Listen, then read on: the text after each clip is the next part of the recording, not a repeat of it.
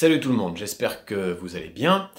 Alors voilà, j'ai lu la lettre du président, n'est-ce pas, de haut, hein, avec des pincettes, pour ne pas me noyer dans ce seau de mièvrerie, euh, comment dire, à la fois mielleuse et discrètement néolibérale, et qui dissimule à peine sa violence sous des formules sirupeuses. Bon, je l'ai lu et j'ai eu envie de répondre. Bon. Et de répondre dans les chroniques post-fin du monde. Alors pourquoi je me permets de faire intervenir le grand débat annoncé dans sa lettre aux Français par M. Macron, c'est-à-dire une tragique illustration du monde finissant, dans ces chroniques consacrées au contraire à ce qui vient au-delà, à ce qui est porteur d'espoir et d'un nouveau souffle, quoi. Pourquoi se maintenir, même dans ces chroniques, dans ce qui pue autant au nez? Bon. Eh bien, pour l'essentiel, parce que c'est un prodigieux exemple du passage d'un monde à l'autre qu'on peut faire là. Prodigieux exemple, illustration de ce que le nôtre est foutu, et que, en regardant ce que ce débat sera, et surtout ce qu'il ne sera pas, on peut bien voir l'écart qu'il y a entre voilà, le monde finissant et puis ce qui viendra après. Bon, alors réfléchissons un peu à ce débat. D'abord, qui anime ? Alors il est heureux que ce ne soit pas la CNDP, la Commission nationale du débat public, Madame Joanneau s'étant retirée. Si on pense au dernier débat qu'ils ont animé, CIGEO, que j'avais plus particulièrement étudié, c'est-à-dire l'enfouissement des déchets radioactifs, mais aussi le débat sur les nanos, qui avait été un fiasco aussi tout à fait intéressant, enfin les oppositions s'étaient exprimées. Mais la Commission nationale du débat public avait, comme pour CIGEO, dû souvent mettre un terme au débat. Si on pense aussi aux états généraux de l'agriculture, qui n'ont rien donné, aux états généraux de la politique de la ville, suite avec le rapport Borloo, qui là aussi nous a amené à un fiasco. Bon. Alors voilà, ça sera 2 personnalités, 2 ministres, et puis 5 personnalités neutres. Très bien. Bon. Mais prenons-les. Prenons par exemple Emmanuelle Wargon, hein, n'est-ce pas, secrétaire d'État qui est chargée de l'organisation. Mais elle risque de pas vraiment faire mieux que Madame Joanneau, hein. Pour rappel, c'est celle qui avait répondu à Maxime Nicole qui lui demandait son salaire. Moi, j'ai fait de hautes études déployant ainsi toute la violence sociale et son mépris de classe à la gueule de ce gilet jaune, pour justifier ce qui allait venir, c'est-à-dire son haut salaire. Elle oubliait de dire à cet endroit-là qu'elle est fille d'une énarque, qu'elle est aussi la fille d'un polytechnicien qui fut aussi député et secrétaire d'État, Lionel Stoneru. Elle est présentée comme venant de la société civile, mais là on parle d'une toute petite société civile, d'abord d'héritiers d'un côté, et des héritiers qui suivent le chemin des oligarques ou de la caste. Elle a fait HEC, Sciences Po, l'ENA, et après avoir travaillé dans les administrations publiques, elle a été lobbyiste chez Danone. Bon, vous voyez qu'on fait moins oligarque en termes de société civile. Par ailleurs, on nous dit qu'il y aura 5 personnalités neutres. Et quand bien même elles auraient été avec une parfaite neutralité choisies par le président de l'Assemblée nationale et le président du Sénat, il n'en demeure pas moins que qu'est-ce que c'est que cette histoire de neutralité? À quel moment la neutralité est en quelque sorte une vertu? Il faudrait en quelque sorte qu'il y ait au moins une représentation de la pluralité des positions politiques. D'où elle sort cette neutralité? Qu'est-ce qu'elle veut dire? À partir de quel point d'une rationalité inaccessible on pourrait se définir comme neutre socialement? Ça n'a strictement aucun sens. Bon, je suis désolé, je parle un petit peu sous le coup de l'énervement et de la colère, alors qu'on devrait traiter tout cela avec un mépris joyeux, mais c'est pas toujours facile. Bon, alors, voilà qui anime. Qui accueille maintenant? Alors ce sont les maires, les élus, les collectivités qui pour la plupart ne veulent pas le faire parce qu'elles ne veulent pas hériter du fardeau. Ils et elles ne veulent pas hériter du fardeau de l'échec à venir de ce débat, mais ils seront poussés à le faire par les préfets, par les pouvoirs publics, et ce faisant, qu'est-ce qu'on fait? On crée des zones indéfinies, floues en quelque sorte, mais maîtrisées, et qui ont vocation à vider les ronds-points, essentiellement. On va mobiliser les mairies pour qu'elles donnent leurs maisons des associations et leurs salles municipales afin de vider les ronds-points. Et pourquoi on veut vider les ronds-points? Parce qu'on va ainsi pouvoir placer les débats dans une zone neutralisante, pas neutre, neutralisante, c'est-à-dire un lieu dans lequel on va pouvoir faire revenir toutes les apparences de la hiérarchie sociale normale. Voilà. C'est tout simplement ça. Un lieu dans lequel il va y avoir enfin une vraie hiérarchie où on va faire venir les gens, et puis il y aura quelqu'un pour prendre en note ce qu'ils disent, ça sera donné au maire, qui le donnera, non pas aux députés, les députés sont évacués, mais à la préfecture, et puis au couple de ministres et à la poignée de personnalités neutres qui sont chargées d'organiser le débat à l'échelle nationale. Donc c'est vraiment un lieu où on casse l'horizontalité des carrefours, des ronds-points, et on recrée la hiérarchie sociale normale. Bien, les ronds-points étaient pourtant là, directement, pour servir à faire exister le débat. Et moi je vais vous dire quelque chose, ce débat, il existe. Il existe sur tous les ronds-points, et d'ailleurs tout le monde le dit. Mais posez-vous la question simplement, depuis quand n'avons-nous pas... quelle est la dernière fois qu'à l'échelle nationale, on a déployé un tel débat avec autant d'intensité dans tant de lieux? Ça date. C'est réellement une forme déjà existante. Donc qu'est-ce qu'on fait là? On le déplace dans un lieu neutralisant. Bon. Alors, ensuite, on nous dit un débat. Mais en gros, qu'est-ce que ça va être? C'est un débat, c'est une discussion. C'est une discussion, sans vote, mais aussi sans rapport de force, mais encore sans rapport de classe, puisque c'est pas ça qui va être organisé et représenté dans les débats. Un débat sans délibération aboutissant à une décision, ce qui va nécessairement produire de la frustration. Un débat dont on nous dit qu'il sera en quelque sorte sans camp, mais avec des parties prenantes. Et c'est très important cette notion de parties prenantes. Alors toutes les modalités ne sont pas parfaitement claires, mais on croit comprendre que les partis pourront s'exprimer, que les associations pourront s'exprimer, et comme c'est le cas dans les entreprises pourraient s'exprimer aussi, si c'était vraiment le cas de la Commission nationale du débat public, c'est comme ça que se passent les débats publics habituellement. Et moi ça me pose un vrai problème, parce que ce faisant, on dissout la notion d'interlocuteur. Ce sont des débats dans lesquels toutes les instances, toutes les parties prenantes peuvent agir. Et en ce sens, ce n'est pas le citoyen qui parle. Le citoyen est une instance parmi d'autres qui représente en quelque sorte le Parlement immense, infini, des instances françaises, dans lequel une entreprise peut prendre la parole, mais aussi... Et vous voyez, c'est pas grave qu'une entreprise s'exprime et donne son point de vue, simplement ça dissout la position de citoyen. On n'est plus en quelque sorte qu'un individu qui s'exprime, et pas un plein citoyen qui fait un geste politique en prenant la parole. Bien. Alors qu'est-ce que ça va devenir? Ça va devenir quelque chose comme, une enquête d'opinion libre et contradictoire, avec un recueil un peu inédit, un moment de discussion diffus à travers le pays aussi. Ça sera aussi essentiellement, et peut-être là on rentre dans les choses plus importantes, une porte de sortie pour les gouvernements. Enfin, et surtout, ça va être une procédure discursive, une manière d'organiser la parole, conçue pour juguler une société civile trop agitée, et donc la ramener à ce que pour les gouvernants la société doit toujours être, c'est-à-dire le peuple en tant qu'il est désarmé. Bien, voilà, et retenez ça, la société civile, c'est le peuple en tant qu'il est désarmé.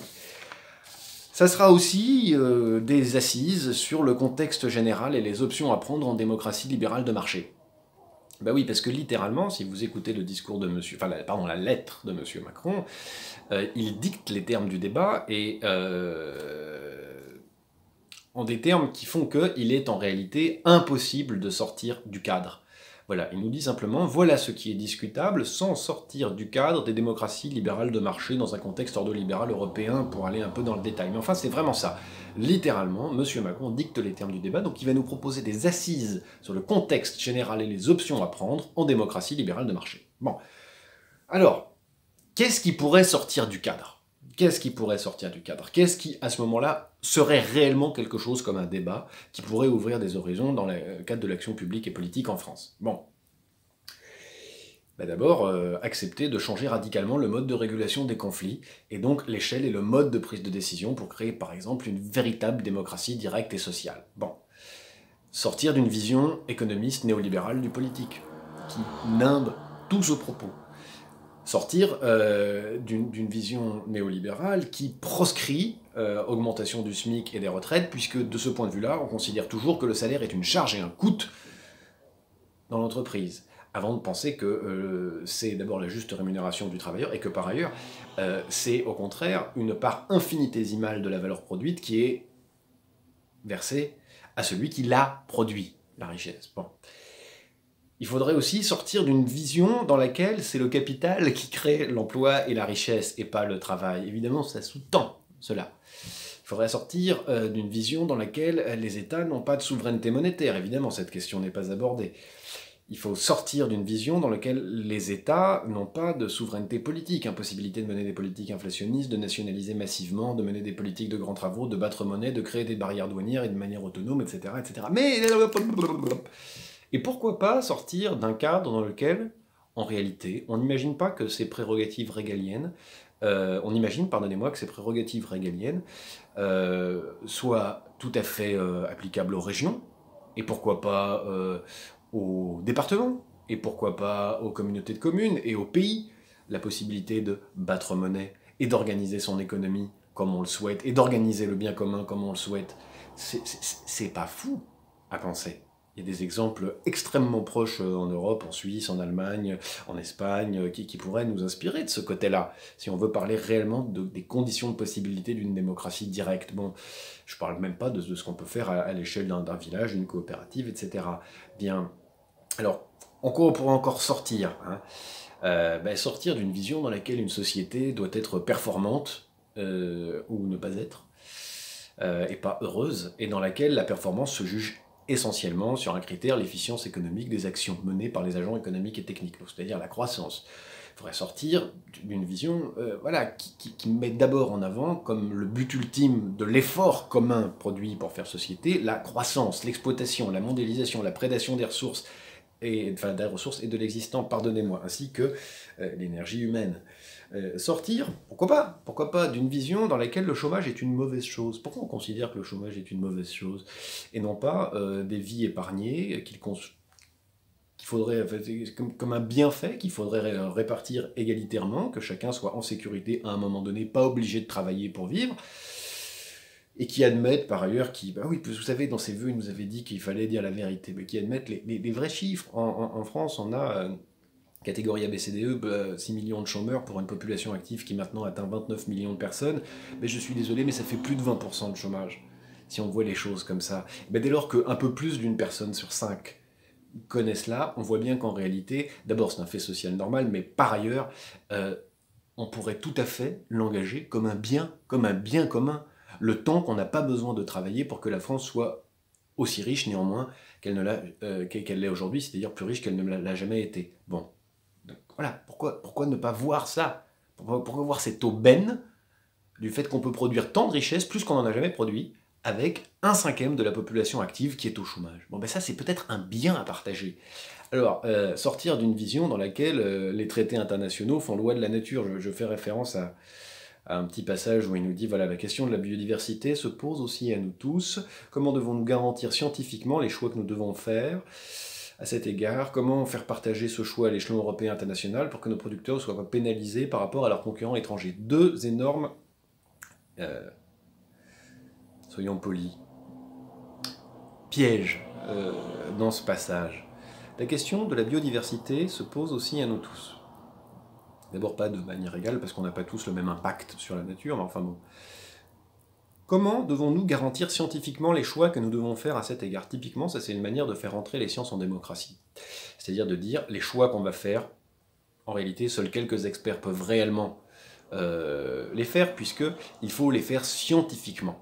Donc ça n'est pas parce que, par exemple, les OGM imposent un modèle économique qui détruit l'autonomie des agriculteurs et leur capacité à maîtriser d'un bout à l'autre la chaîne de leur métier. Non, c'est pas parce que ça change le rapport de classe, c'est pas parce que ça change le rapport de production, la propriété de l'outil de production. Non, c'est parce que c'est mauvais pour l'environnement ou bon pour l'environnement du point de vue des scientifiques. Mais attendez 2 secondes, ça veut dire qu'on va encore devoir attendre que les agences européennes, puis chacune des agences nationales, etc., nous démontrent que les glyphosates, c'est bon ou pas pour les enfants, et qu'en gros, des corps d'experts, manipulés ou pas d'ailleurs par des lobbies, produisent les conditions de possibilité pour qu'on crève des modes d'agriculture déployés et encouragés par la Commission européenne. Bon, n'est-ce pas magnifique? Alors, deuxième piège, comment faire partager ce choix à l'échelon européen et international? Alors voilà, là c'est très très simple. Comme c'est l'économie qui prime et le profit qui prime, alors S'il y a un défaut de compétitivité, la seule réponse à faire, c'est de s'aligner sur le prix le plus bas. Donc, je ne peux pas faire un effort, produire qu'en bio, par exemple, avec des vraies conditions environnementales excellentes, etc. Ça mettrait un prix trop cher et ça ferait baisser la compétitivité. Bien, alors, d'abord, il y a d'autres réponses. Je ne sais pas, on peut imposer des tas de choses. Il y a eu des tas d'idées qui ont existé sur l'espace public, une taxe au kilomètre. On peut interdire tout simplement sur notre territoire des produits dont on estime qu'ils mettent en danger la santé des individus. On peut littéralement appliquer des politiques de boycott qui viennent de nous, ou des politiques d'encouragement des producteurs locaux qui viennent de nous. On peut encore, par ailleurs, à l'échelle nationale, faire réellement pression sur la Commission européenne pour qu'elle change ses actions. Personnellement, je n'y porte pas beaucoup d'espoir, mais enfin, c'est quelque chose qu'on pourrait faire. Chose aussi extrêmement importante, sortir d'une vision économique de l'environnement et de l'action sociale, c'est-à-dire vraiment mettre d'abord la politique, la nature, pourquoi pas l'environnement, la morale, et à l'arrière l'économie. Ce qu'on fait d'abord, nous, c'est pas une vie entre agents économiques, c'est une vie sociale, une vie amoureuse, une vie morale, une vie esthétique, tout ça, et sortir tout cela de la seule matrice qu'ils comprennent, c'est-à-dire la production de bénéfices. Bon. Alors oui, il faudrait aussi sortir d'une vision où la science domine le politique et la nature, évidemment. Donc, vous voyez, quand on lit tout cela, je ne vous parle pas du passage sur l'immigration, où comme d'habitude, on adresse la question de la gestion des flux de migrants comme données du marché du travail, et on pourrait dire gestion de l'opinion publique, puisqu'on a un gouvernement qui, grosso modo, expulse autant et de la même manière, si ce n'est plus, de personnes en situation irrégulière en France que les autres, qui a le même cynisme dans son approche, qui dans le fond rien de nouveau sous le soleil, et qui a tout à fait envie d'ailleurs que le débat aux européennes soit orienté sur les questions d'immigration, parce que ça lui permettra de reconstruire le duel avec Marine Le Pen, qu'il a eu au présidentiel, et qui lui a servi. C'est une grossière manipulation. Bon. Or donc, qu'est-ce qu'on a en lisant cette lettre ? C'est pas bien compliqué, on a la lugubre rengaine d'un monde finissant. C'est une espèce de remue ultime, le rouillement d'une carcasse morte qui refuse de mourir et qui veut nous emporter tous avec. Voilà moi ce que j'entends quand j'entends la lettre, quand je lis, pardonnez-moi, la lettre de notre président. Ce qui n'est pas négociable, comprenez bien que ce qui n'est pas négociable pour lui, c'est de cesser de détruire dans une logique libérale la totalité de l'existence et de cesser de détruire le monde commun. Ça n'est pas négociable.